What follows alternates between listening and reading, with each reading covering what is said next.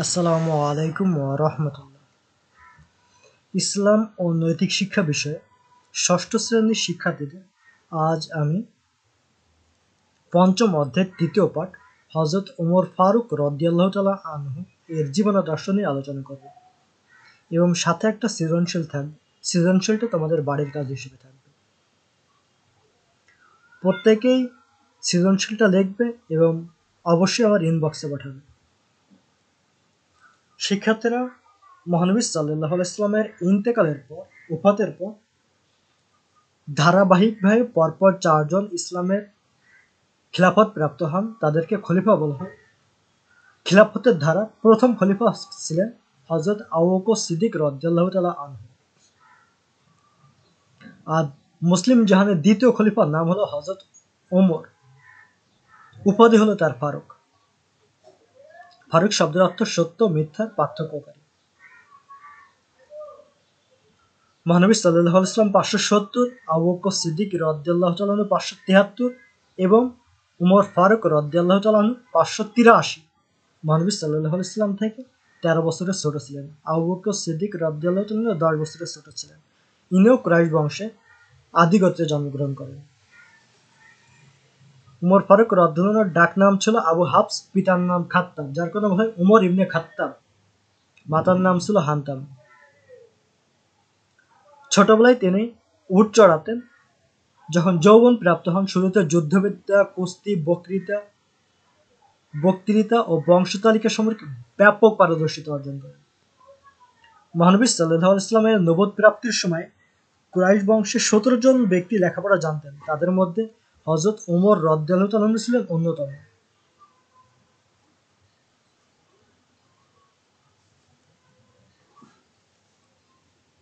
হযরত ওমর ফারুক রাদিয়াল্লাহু তাআলা আনহু ইসলাম গ্রহণের আগে আবু জাহালের নেতৃত্বে ইসলামের বিরুদ্ধে অবস্থান নেন। তিনি মুসলমানদের উপর অত্যাচার নিপীড়ন চালাতেন। এমনকি তার চাকরানীও ইসলাম গ্রহণ করলে তিনি তার উপর নির্যাতন করা থেকে বিরত থাকেননি। মক্কার দারুন নাদওয়া বৈঠকের সিদ্ধান্ত অনুযায়ী 100 উট পুরস্কার পাওয়ার আশায় তিনি খোলা তরোয়ার হাতে নিয়ে মহানবী সাল্লাল্লাহু আলাইহি ওয়াসাল্লামকে হত্যা করার উদ্দেশ্যে বের হন। যখনই বের হন, সেই সময় নঈম ইবনে আব্দুল্লাহ নামে এক ব্যক্তির সাথে তার সাক্ষাৎ হয়, দেখা হয়। নঈম ইবনে আব্দুল্লাহ বলল, কোথায় যাচ্ছ হে ওমর? যখন উমর খোলা তরবারি হাতে নিয়ে যাচ্ছিলেন ঘোড়াছড়ায়, এই অবস্থায় নঈম বলতেছে, কোথায় যাচ্ছ ওমর? উমর উত্তরে রাগেশ্বরে বলল, মুহাম্মদকে হত্যা করতে যাচ্ছি, নাউজুবিল্লাহ। এই কথা শুনে নঈম ইবনে আব্দুল্লাহ বলল, আগে তোমার ঘর সামলাও। তোমার বোন ফাতেমা ভগ্নবতী আগে ইসলাম ধর্ম গড়েছে। এই কথা শোনার সাথে সাথে তিনি রাগে ফেটে পড়লেন। সাথে সাথেই তিনি বোনের বাড়িতে গেলেন। তার বোন এবং বোনের জামাই পবিত্র কোরআনের সূরা তাহা পাঠ করতেছিলেন। এই অবস্থায় ওমর রাদিয়াল্লাহু উপস্থিতি তাদের মধ্যে ভয়ের সঞ্চার করলেও তারা ঈমানী চেতনা থেকে সরে যান। ওমর রাদিয়াল্লাহু জিজ্ঞাসাবাদে তারা কোরআন পাঠের কথা জানান। এই কথা শোনার সাথে সাথে ওমর ক্ষিপ্ত হয়ে তাদের উপর আঘাত করতে থাকে। তখন তার বোনের শরীর থেকে রক্ত ঝরা দেখে তার মনে দয়ার উদ্রেক হয়। ওমর রাদিয়াল্লাহু বললেন, তোমরা কি পড়তেছিলে, আমাকে একটু দেখাও। উত্তরে তার বোন ফাতেমা বলল, আমরা কোরআন পাঠ করতেছিলাম। এটা পবিত্র গ্রন্থ, এই গ্রন্থ অপবিত্র অবস্থায় স্পর্শ করা যায় না।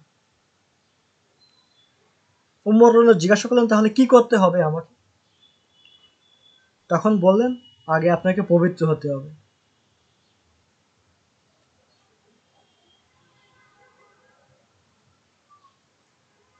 যখন পবিত্র হলেন, তখন তাকে কোরআন পড়তে দেওয়া হয়।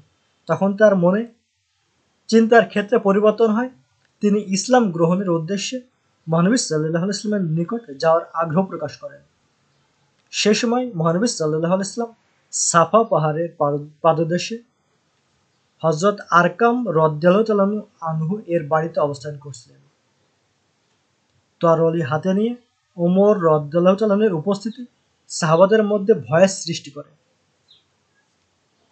ওমর রাদিয়াল্লাহু তাআলা আনহু মহানবী সাল্লাল্লাহু আলাইহি ওয়াসাল্লামের পায়ের কাছে কম্পিত কণ্ঠে বললেন, হে আল্লাহর নবী, আমাকে ইসলামে দীক্ষিত করুন। যে তরবারি নিয়ে আপনার শিরচ্ছেদের উদ্দেশ্যে বের হয়েছিলাম, আজ হতে সে তরবারি উমরের হাতে ইসলামের শত্রু নিধনে ব্যবহার করা হবে। হযরত ওমর রাদিয়াল্লাহু তাআলা আনহু মহানবী সাল্লাল্লাহু আলাইহি ওয়াসাল্লামের হাতে ইসলাম ধর্ম গ্রহণ করেন। আর এইটা মূলত ছিল মহানবী সাল্লাল্লাহু আলাইহি ওয়াসাল্লামের দোয়ারই ফল। তিনি দোয়া করেছিলেন, হে Allah, Umar ibn Hisham, that mean Hisham, Umar ibn Hisham বলতে আবু জাহেল, অথবা উমর ইবনুল খাত্তাব, খাত্তাব হলো তার পিতার নাম, দুইজনের যে কোনো একজনকে ইসলামে দীক্ষিত করে ইসলামকে শক্তিশালী করার তৌফিক দান করেন।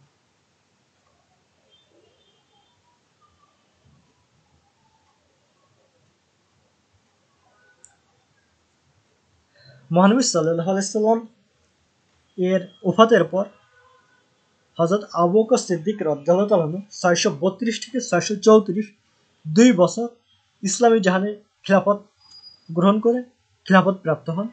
634 খ্রিস্টাব্দে ইসলামের দ্বিতীয় খলিফা উমর রাদিয়াল্লাহু আনহু খলিফা নির্বাচিত হন। এটা মূলত ছিল আবু বকর সিদ্দিক রাদিয়াল্লাহু তাআলার অন্তিম ইচ্ছা অনুযায়ী। অনেক সাহাবী সেটা সমর্থন করেননি, কিছু কিছু সাহাবী সমর্থন করেন। হযরত ওমর রাদিয়াল্লাহু তাআলা খলিফা নির্বাচিত হওয়ার পর মুসলিম সাম্রাজ্য বিস্তারে মনোনিবেশ করেন। এই সময় রোম, পারস্য, সিরিয়া, মিশর, ফিলিস্তিন মুসলিম সাম্রাজ্যভুক্ত হয়। শিক্ষার্থীরা সেই সময় রোম পারস্য বলতে সব থেকে বৃহৎ অঞ্চল বোঝানো হতো। রাজ্য শাসনে তিনি মহানবী সাল্লাল্লাহু আলাইহি ওয়াসাল্লামের আদর্শ অনুকরণ করতেন। আইনের চোখে সকলকে সমানভাবে দেখতেন, এমনকি মদ পানের অভিযোগে নিজের ছেলে আবু শামাকে শাস্তিদানে বিন্দুমাত্র দ্বিধা করান নাই। এমনকি বেত্রাঘাত করতে করতে তাকে মেরে ফেলেন। প্রজাদের জন্য তিনি রাতের আধারে একাকী বের হতেন। একটা ঘটনা এই ধরনের পাওয়া যায়। একদিন রাত্রে তিনি বের হলেন, অনেক দূরে এক বাড়িতে দেখলেন কিছু শিশু বাচ্চাদের কান্নার আওয়াজ। দূর থেকে তিনি দেখতে থাকলেন। এক অবস্থায় দেখলেন যে একজন মহিলা একটা পাত্রে কি দিয়ে আগুন জ্বালাচ্ছে। পরে যখন বাচ্চারা ঘুমায় পড়লো, তখন ওই মহিলার কাছে যে উমর রাদিয়াল্লাহু জিজ্ঞাসা করলেন, বাচ্চারা কেন কাঁদতেছিল আর আপনি চুলায় কি দিছিলেন? তখন ওই মহিলা বলল, ইসলামী জাহানের খলিফা আমাদের কোনো খোঁজ খবর নেন না।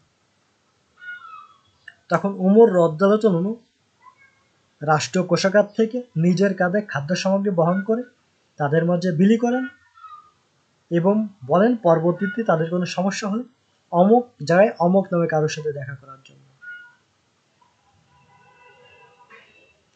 জনকল্যাণে তিনি ডাক বিভাগ প্রবর্তন করেন, সাম্য, ন্যায় বিচার, বাস্তব শাসন প্রতিষ্ঠা করেন। 622 সালে মহানবী সাল্লাল্লাহু আলাইহি ওয়াসাল্লাম যখন হিজরত করেন, এই ঘটনাকে স্মরণীয় করার জন্য উমর রাদিয়াল্লাহু তাআলা আনহু আরবি হিজরি সন গণনা প্রবর্তন করেন। জনকল্যাণের জন্য তিনি অসংখ্য মসজিদ, বিদ্যালয়, সেতু, সড়ক, হাসপাতাল নির্মাণ করেন। পানির জন্য অনেক খালও খনন করেন। তার সময়েই আরবে সর্বপ্রথম আদমশুমারি মানুষ গণনা শুরু হয়। ইনসাফ প্রতিষ্ঠায় তিনি বায়তুল মাল থেকে প্রাপ্ত কাপড় সেই পরিমাণ গ্রহণ করতেন যেই পরিমাণ সকলের জন্য নির্ধারিত ছিল। বর্তমান মুসলিম জাহান উমর রাদিয়াল্লাহু তাআলা আনহু যে ধরনের খেলাফত ব্যবস্থায় নজির রেখে গেছেন, এখনকার শাসকরা যদি এই ধরনের রাখতে পারত তাহলে পৃথিবীটা স্বর্গ মনে হতো। এছাড়াও জেরুজালেম যাওয়ার পথে নিজের চাকরকে একবার উটের পিঠে চড়ান, একবার নিজের রশি ধরে যে ন্যায় পরায়ণ শাসকের ঘটনা তিনি ঘটান, এটা ইতিহাসে বিরল। ঐতিহাসিক হিটটি বলেন, অল্প কথায় বলা যায় ওমর রাদিয়াল্লাহু তাআলা আনহু এর সরলতা, কর্তব্যজ্ঞান ছিল তার জীবনাদর্শ, ন্যায়পরায়ণতা ও একনিষ্ঠতা ছিল তার শাসনামলের মূলনীতি। চারিত্রিক গুণাবলী। উমর রাদিয়াল্লাহু খুব সহজ সরল জীবনযাপন করতেন। অর্ধপৃথিবীর শাসক হয়েও তার কোনো দেহরক্ষী ছিল না। খেজুর পাতার আসন ছিল তার সিংহাসন। ইবাদত বন্দেগীতেই তার অধিকাংশ সময় ব্যয় হতো। জাগতিক লোভ লালসা তাকে কোনোভাবেই স্পর্শ করেনি। তার মধ্যে যেমন ছিল কঠোরতা, তেমন ছিল কোমলতার সমন্বয়। শাহাদাত বরণ। হযরত ওমর রাদিয়াল্লাহু তার গৌরবময় শাসনামলের ১০ম বছরে মসজিদে নববীতে ফজরের নামাজ আদায় করছিলেন। এমত অবস্থায় কুফার শাসনকর্তা মুগিরার চাকর লুলুর বিষাক্ত ছুরির আঘাতে তিনি আহত হন। তিনি আহত হওয়ার তৃতীয় দিন হিজরি ২৩ সনের ২৭ জিলহজ বুধবার ৩রা নভেম্বর ৬৩ বছর বয়সে শাহাদাত বরণ করেন। হযরত ইবনে মাসউদ রাদিয়াল্লাহু বলেন, আমার ধারণা হযরত ওমর রাদিয়াল্লাহু যখন দুনিয়া থেকে বিদায় নিয়েছেন তখন ১০ ভাগ ইলমের ৯ ভাগ সঙ্গে করেই নিয়ে গেছেন। শিক্ষার্থীরা, ওমর রাদিয়াল্লাহু যে ধরনের শাসন ব্যবস্থা করে গেছেন, এই ধরনের শাসন ব্যবস্থা পৃথিবীতে দ্বিতীয়টা খুঁজে পাওয়া খুবই কষ্টকর। নিজে রাতে না ঘুমিয়ে প্রজাদের শান্তির কথা চিন্তা করে একা একা বের হয়ে প্রজা সাধারণের খোঁজখবর নিতেন। নিজের আপন ছেলেকে মদ্যপানের অভিযোগে শাস্তি দিতে কুণ্ঠাবোধ করেননি। যখন তিনি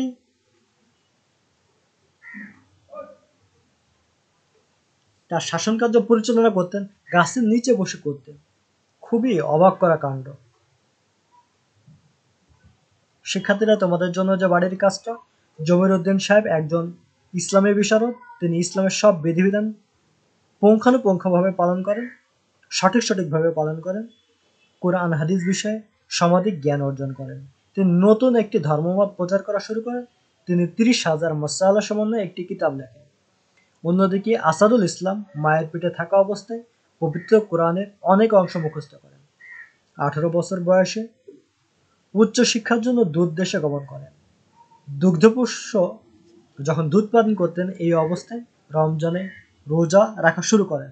আধ্যাত্মিক সাধনার জন্য ২৫ বছর লোকচক্ষুর আড়ালে তিনি চলে যান।